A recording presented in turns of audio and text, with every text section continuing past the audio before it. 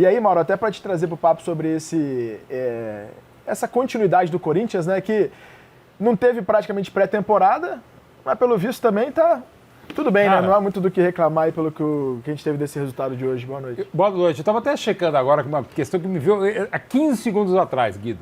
Quando o Corinthians é campeão mundial pela primeira vez em 2000, no 14 de janeiro, no Maracanã, ganhando nos pênaltis do Vasco, o Corinthians ganha o brasileiro, o bibrasileiro em 99, no Morumbi, à noite de 22 de dezembro. Né? 22 de dezembro, 3 jogos, aquele calendário absurdo, tinha Rio-São Paulo no começo do ano. O Corinthians chegou quase a jogar 100 vezes em 99. Aí ele é campeão brasileiro dia 22 de dezembro e é campeão do mundo 14 de janeiro. Tem um toque para chamar, depois a gente volta a fazer essas coisas para ver que já tivemos calendário mais absurdo, mas o que não tira o mérito dessa grande vitória de hoje. Perfeito. Vamos lá para a arena, para o gramado da Neoquímica Arena, porque é o seguinte, gente, a TNT Sports e a HBO Max tem absolutamente todos os jogos do Paulistão e é a melhor cobertura também para você. Olha só quem que a gente tem. Tainá Espinosa e Elias, o embaixador do Corinthians. Meu amigo Elias, que prazer falar contigo também aqui na tela da TNT Sports. Eu queria começar ouvindo de vocês um pouco disso que até o Gustavo Henrique estava falando também ali, né? De uma estreia que é a continuidade do que foi 2025, né? Mas que avaliação você faz, Elias? Vocês fazem, Tainá, aí direto do gramado, de terem sentido essa primeira vitória do Corinthians na temporada? Começar te ouvindo, Elias. Acho que é importante que você falou no nosso pré-jogo, boa tarde, meninos, para todo mundo que está aí no estúdio, sobre como é difícil achar a confiança, mas como é fácil perdê-la. Então, começar a temporada assim é para não perder a confiança e seguir com o que estava na temporada passada, né? Primeiramente, boa tarde a todos aí. Já dá para fazer um pagodinho, né, Guido? A gente tem um pandeiro aí, se quiser eu toco a tantã e vamos embora. Né? Eu acho que no início aqui, a gente comentou aqui que a confiança se perde muito fácil. E para você recuperar ela demora. O Corinthians sofreu o ano passado com isso, né? Na metade da temporada, com a queda de rendimento, né? E demorou muito para poder recuperar essa confiança. Então manter essa confiança em alta é fundamental para esse início de temporada. E aí quero trazer até André e Beckler aqui para o nosso papo, porque a gente falava, né, André, quando você passou a bola para mim durante no fim do primeiro tempo, na verdade, de um primeiro tempo não era nem de um nível de futebol, assim, de muitos erros, mas de uma intensidade um pouco mais baixa, natural, por um calor muito grande, são 6 horas da tarde e tá 31 graus, então, obviamente, eu tava mais quente, tinha mais sol e tal. Então, a intensidade do primeiro tempo, ela foi um pouco mais baixa. E isso vai ser importante também para os jogadores entenderem, os times, enfim, de dosar um pouco a coisa. Parece que no segundo tempo a parada fluiu um pouquinho mais, né, Careca? Tainá, um pouquinho mais, né? Mas também não tanto. Eu tive a sensação, até o Beckler falou sobre isso num determinado momento, Beckler, quando o Luquinha sai correndo ali e fala, esse é o risco de colocar um garoto de 20 anos, porque ele não está sabendo que a gente já combinou aqui de fazer um jogo... E é óbvio que não teve combinação nenhuma, mas até parecia que no subentendimento ali do jogo estava assim, galera, não dá pra gente fazer um jogo hoje num ritmo 120, 150 por hora. Para o bem de todo mundo, nós vamos ter que fazer, os dois times, um jogo um pouquinho menos intenso, senão não vai dar certo. Parecia que tinha isso meio que combinado.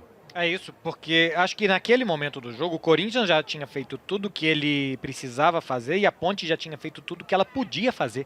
Ela já tinha resistido o máximo que ela tinha resistido, ela já tinha lançado a quantidade de bolas pro Gé tentar excursões solitário na frente contra todo mundo, o tanto que ele tinha conseguido. A gente tem que levar neste momento da temporada absolutamente tudo em consideração. O calor, os desfalques, o momento da temporada. Isso é o primeiro jogo de pré-temporada, basicamente, dos times, mas já vale ponto para um campeonato que daqui a pouco vai se afunilar e todos os pontos vão valer. Então, é absolutamente entendível que o Corinthians tenha sido lento. Eu acho que foi uma muito boa escolha do Dorival recuar o Carrilho para fazer uma posição mais de volante, porque o Charles tinha mais perna do que ele para correr. Eu acho que a melhora do Corinthians veio um pouco por isso no segundo tempo, porque o Charles pode dar um pouquinho mais de ritmo à frente, aí o Bidon começa a aparecer um pouco mais livre também, porque tem mais jogador para puxar a marcação por ali. É início para todo mundo. O Corinthians do final da primeira fase vai ser outro absolutamente diferente. Acho que a torcida da Ponte e o Diogo Silva também esperam que a Ponte seja outra absolutamente diferente, porque só resistiu ao Corinthians e nada mais hoje. porque isso está só começando. É uma temporada de 70 jogos para muita gente, é uma temporada que a Ponte Preta vai ter longuíssima de Série B também, de Campeonato Paulista. Então todo mundo sabe que só está começando, mas começando vale 3 pontos, André. E assim, né, Tainá e Elias e Guido, rapaziada que está lá no estúdio, 2 detalhes. Tudo bem, a Ponte ela vai ter também uma Série B para jogar e tal, mas que só vai começar em março. Ela vai ter uma Copa do Brasil também, que ela vai começar a disputar lá em março. O Corinthians daqui a alguns dias estreia no Brasileirão da Série A também. E mais do que isso, né, Careca? Tem a decisão da Supercopa Rei. Dia 1º de fevereiro, você tem uma primeira taça 20 dias. Que é contra um Flamengo, que tem todo um charme e uma rivalidade aí histórica. Então assim... E aí logo depois, mas dá para respirar um pouquinho ainda, tem estreia em Libertadores.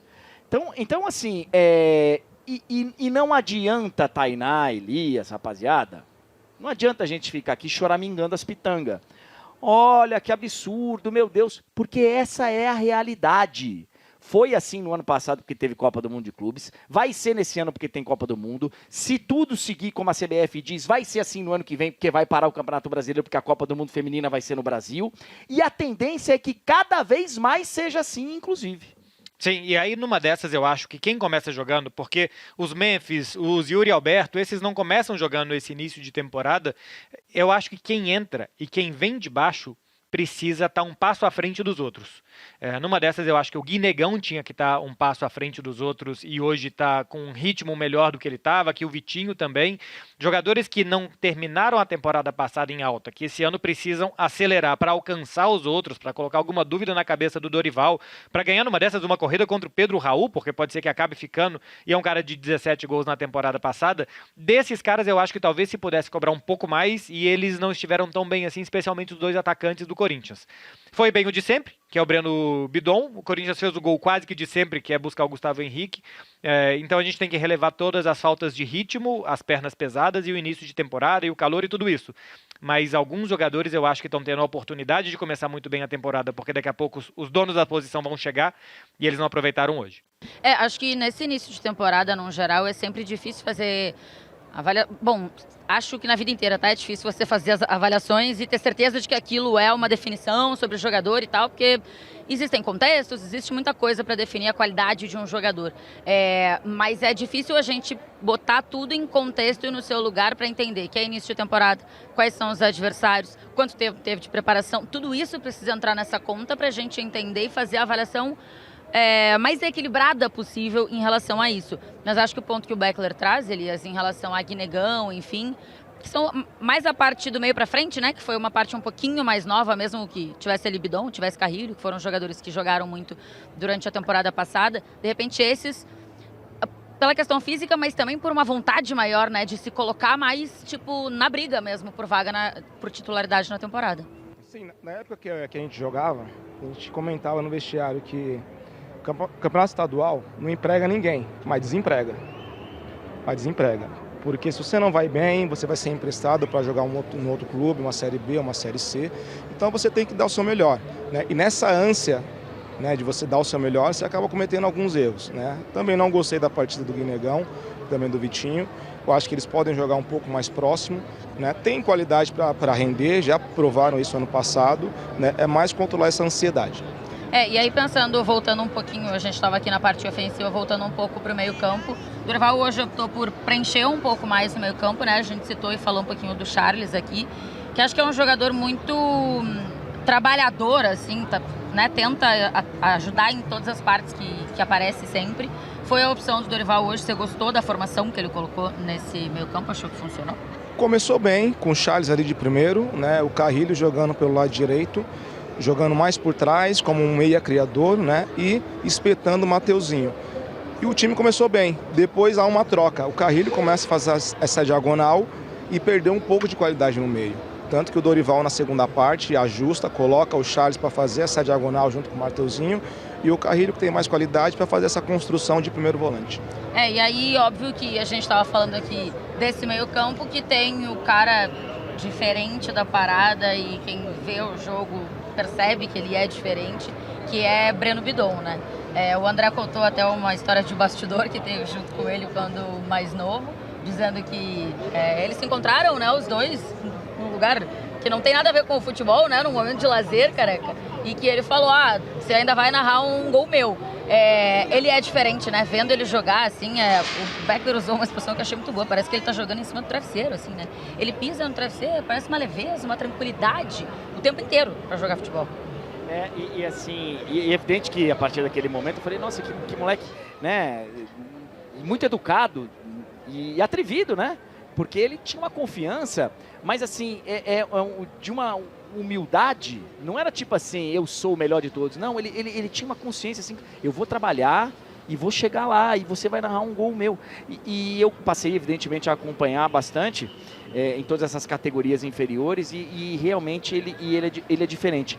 Mas chegou num momento na temporada passada, um pouquinho antes disso, Beckler, que os próprios torcedores do Corinthians chegaram a desconfiar e falaram assim, ele tá chegando aqui, hein? Então, porque, cara, a pressão para você, muito novo, já dar resultado e já ser, é muito cruel, cara. Então, o final de ano dele da temporada passada, acho que vai dar uma tranquilidade para ele jogar essa bola que a gente sabe que ele joga, que vai ser fantástico para ele. Eu acho que o Bidon, quanto mais ele toca na bola, melhor ele joga. Então, acho que ele tem que tocar mais na bola. Porque tem vezes que ele passa pelo jogo sem tocar tanto, sem participar tanto. Quem está aqui? Olha aí, ó. E tá lá agora para participar do último lance, ó.